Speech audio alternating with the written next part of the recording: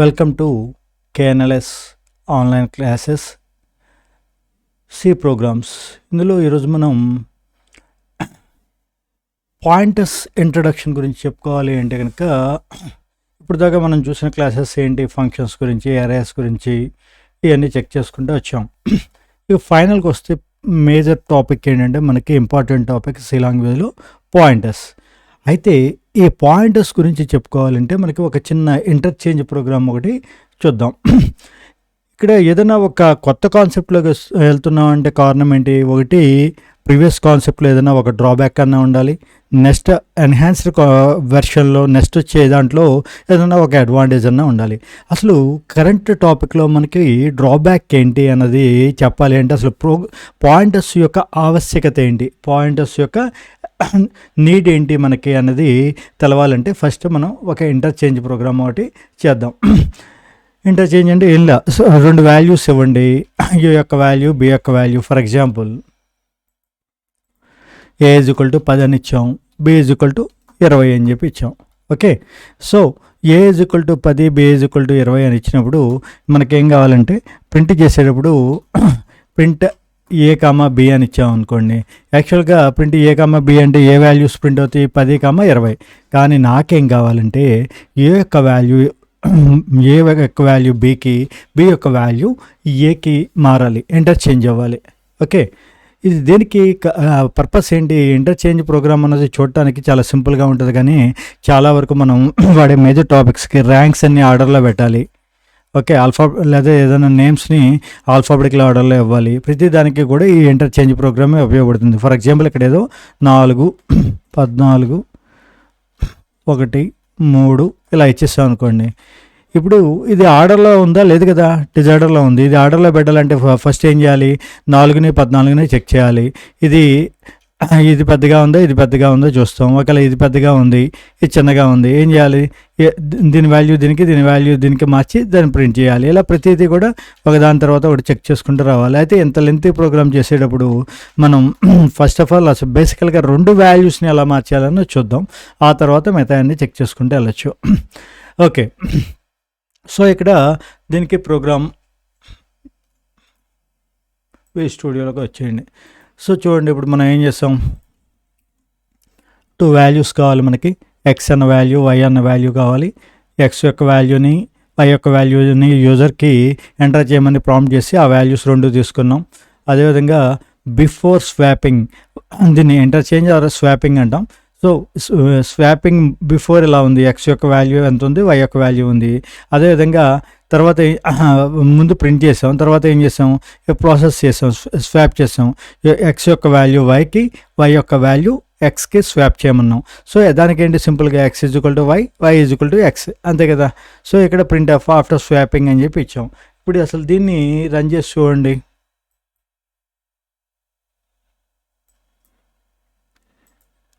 X యొక్క value అంతా 20, why యొక్క వాల్యూ అంతా 30. ఏమైంది? బిఫోర్ స్వాపింగ్ ఎక్స్ యొక్క వాల్యూ 20 ఉంది, వై యొక్క వాల్యూ 30 ఉంది. ఆఫ్టర్ స్వాపింగ్ ఏమైంది? ఎక్స్ 30 అయింది, వై 30 అయింది. అదేంటి ఉపయోగం ఏముంది మనకి? ఒక వాల్యూ లేసిపోయింది. ఎక్స్ యొక్క వాల్యూ ఇక్కడ వై యొక్క వాల్యూని రెండింటికి అసైన్ అయింది. ఎందుకని? కారణం ఏంటి? X is equal to y అని ఇవ్వగతోటే ఎక్స్లో ఇప్పుడు ఏది స్టోర్ అవుతుంది? ఎక్స్ యొక్క వాల్యూ మనం ఇక్కడ ఏమి ఇచ్చాము, x is equal to y అన్నాం. వైలో మనం ఏమి ఇచ్చాము? 30 ఇచ్చాం కదా. సో ఎప్పుడైతే X is equal to Y అన్నామో ఇప్పుడు ఎక్స్ యొక్క వాల్యూ ఎంత చెప్పండి? ఎక్స్ ఈజ్ ఈక్వల్ టు 30 కదా, అంతే కదా. ఇప్పుడు Y is equal to X అన్నాం. వైలో ఏముంది? ఓకే, వైలో కూడా Y is equal to X అంటే వైలో Y is equal to X అన్నాం. ఎక్స్లో ఏ వాల్యూ స్టోర్ అయ్యింది? 30 కదా. సో ఈ 30 కూడా సేమ్ వస్తుంది. సో దీనివల్ల ఉపయోగం ఉందా? లేదు కదా. ఓకే, మనకు కావాల్సిన మెయిన్ పర్పస్ సర్వ్ అవ్వాలా అంటే ఎక్స్ యొక్క వాల్యూ వైకి, వై యొక్క వాల్యూ ఎక్స్కి స్టోర్ అవ్వాలంటే ఒకటి ఇందులోకి ఇంటర్చేంజ్, ఒకటి స్వాప్ అవ్వతోటే దాని ప్రీవియస్ వాల్యూ పోయి ఓల్డ్ వాల్యూ ఉంటుంది కాబట్టి, కరెంట్ వాల్యూ వచ్చేస్తుంది కాబట్టి ఓల్డ్ వాల్యూ పోయి 2 సేమ్ వాల్యూస్ అయిపోతాయి. మరి దానికి సొల్యూషన్ ఏంటి? పూర్వం మీకు పరకాయ ప్రవేశం అంటారు, ఐడియా ఉందా? ఫర్ ఎగ్జాంపుల్ వీడిని తీసుకెళ్ళి ఈ బాడీలో ఉన్న సోల్ని తీసుకెళ్ళి ఈ బాడీలో ఉన్న సోల్ని తీసుకెళ్ళి ఈ బాడీలో పెట్టాలంటే ముందు ఏం చేయాలి? ఇక్కడ ఇది ఎంటీ అవ్వాలి కదా, ఈ బాడీలో ఉన్న సోల్, ఈ బాడీ ఎంటీ అవ్వాలి, సోల్ ఎంటీ అయిపోవాలి. సో దీనికి మనకేం కావాలి, ఒక డెడ్ బాడీ, ఏదో ఒక ఎలకో ఏదో ఒకటి ర్యాట్ ఒకటి కావాలి. సో వీడేం చేస్తాడు, ముందు దీని సోల్ని తీసుకొచ్చి ఈ ర్యాట్లో ప్లేస్ చేస్తాడు. ఇప్పుడు ఇది ఎంటీ అయిపోతుంది. ఇప్పుడు ఈ వాల్యూ తీసుకొచ్చి మనం ఫస్ట్ ఏం చేస్తాం, ఈ వాల్యూని ఇందులోకి అసైన్ చేసాం. తర్వాత ఇప్పుడు దీన్ని తీసుకొచ్చి ఇందులో కూర్చోబెట్టాం, ఇది ఎంటీ అయింది కాబట్టి.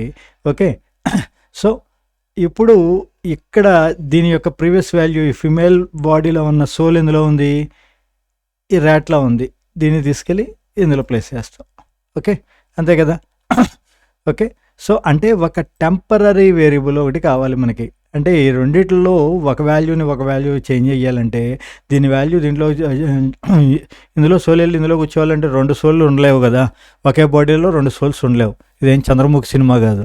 ఓకే, సో అక్కడ మనకి బ్లాంక్ కావాలి. బ్లాంక్ రావాలి అంటే కనుక ఇందులో ఎంటీ అయిపోవాలంటే దీన్ని తీసుకెళ్ళి ఇంకో దాంట్లో కూర్చోబెట్టి ఇది ఇందులో తీసుకొచ్చి ఇందులో పెట్టిన తర్వాత అప్పుడు వీడి ఇందులోకి వెళ్తాడు. పరకాయ ప్రవేశం పూర్వం సినిమాలు, విఠలాచారి సినిమాలు చూస్తే మీకు అందులో డిస్ప్లే అవుతూ ఉంటాయి, ఇది చూపిస్తూ ఉంటాడు ఈ సీన్స్. అంటే ఒక బాడీలోంచి ఇంకో బాడీలోకి వెళ్ళాలంటే ఒక డెడ్ బాడీ ఏదో తీసుకుంటాడు, ఈ సోల్ వెళ్ళి ముందు అందులో కూర్చుంటుంది, తర్వాత అందులో వై యొక్క సోల్ వచ్చి ఎక్స్లోకి వెళ్తుంది. ఇప్పుడు ఈ టెంపరరీ డెడ్ బాడీలో ఏదైతే ఉందో, ఎంటీ బాడీ, ఐడియల్ బాడీ ఏదైతే ఉందో ఇందులోకి వచ్చేస్తుంది.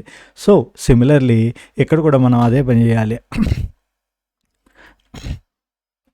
చూడండి, ఇక్కడ ఎక్స్ యొక్క వాల్యూ, వై యొక్క వాల్యూ ఇవన్నీ తీసుకున్న తర్వాత స్వాప్ చేసే ముందు ఏం చేస్తున్నాం అంటే ఎక్స్ యొక్క వాల్యూని టెంప్ అన్న వేరియబుల్లోకి, వేరియబుల్ టెంప్ అనేది ఒకటి డిక్లేర్ చేయండి, టెంప్ అన్న వేరియబుల్లోకి అసైన్ చేయండి దీన్ని.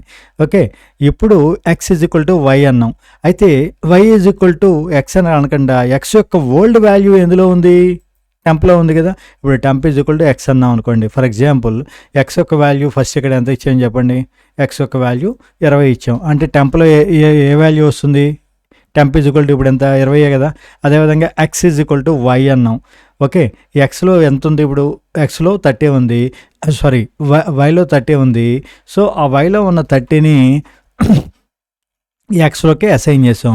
తర్వాత వైలో ప్రీవియస్ ఏముంది, 30 ఉంది, కానీ ఇప్పుడు వై యొక్క వాల్యూ ఎంత అని చెప్తున్నాం, టెంప్లో ఉన్న వాల్యూని తీసుకొచ్చి కూర్చోబెట్టమంటున్నాం. సో ఇప్పుడు టెంప్లో ఎంత ఉంది, 20 ఉంది కదా ఆల్రెడీ టెంప్లో. సో ఇప్పుడు ఇచ్చేయండి 20 వచ్చేసింది కదా, దీని వాల్యూ దీనికి, దీని వాల్యూ దీనికి. ఓకే, సో ఇప్పుడు దీన్ని ఒకసారి ఎగ్జిక్యూట్ చేసి చూద్దాం.